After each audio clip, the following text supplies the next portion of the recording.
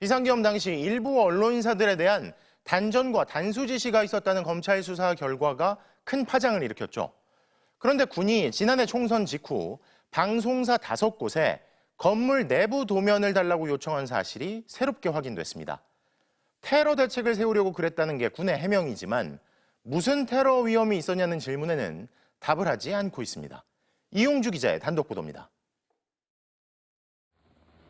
비상계엄 당일 국회에 투입돼 의원들을 끌어내란 지시를 받았던 육군 수도방위 사령부 1경비단. 이들이 출동한 곳은 국회뿐이 아니었습니다.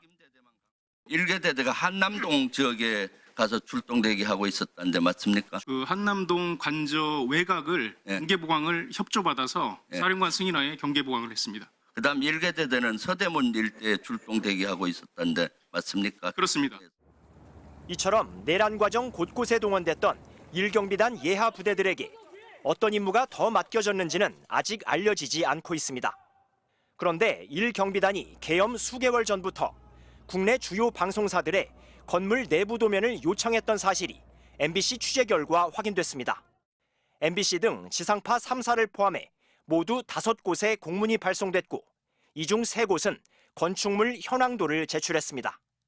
건축물 현황도는 건물의 구조는 물론 출입구와 전기, 통신, 수도 등 설비를 한눈에 파악할 수 있는 도면입니다.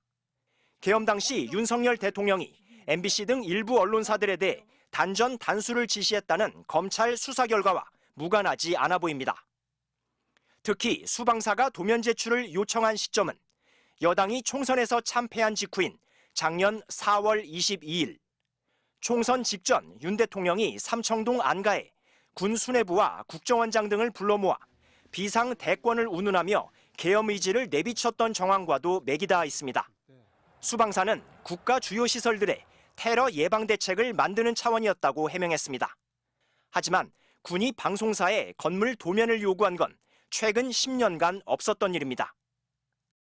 방송사 장악 시도가 있었다면 이는 권력 남용을 넘어 헌정 질서를 위협하는 중대한 행위입니다. 군이 방송사 도면 요구 역시 계엄 사전 준비 과정일 가능성이 매우 높아서 철저한 진상 규명이 필요합니다. MBC는 방송사들에 대한 테러 위험 징후가 있었는지 등을 추가로 질의했지만 수방사는 답하지 않았습니다. MBC 뉴스 이용주입니다.